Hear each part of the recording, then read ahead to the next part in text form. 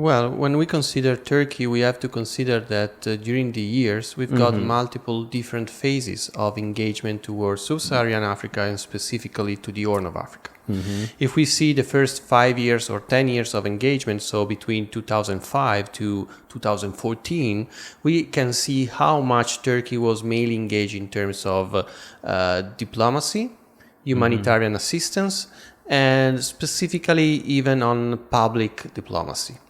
During this period, the idea of Turkey was to get more engaged, to open. That's why some people, some scholars, even I, are called this period a opening towards sub-Saharan Africa. Then something changed.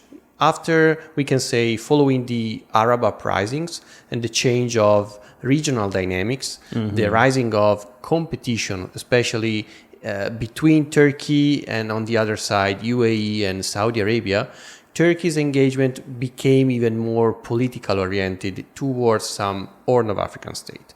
Among them, there was Somalia. Somalia at that time, 2011, was in the middle of a deep crisis. Humanitarian crisis. Humanitarian crisis. Yeah. And nobody from the international community cared about Somalia at that time because it was too difficult to behave in Somalia on the ground.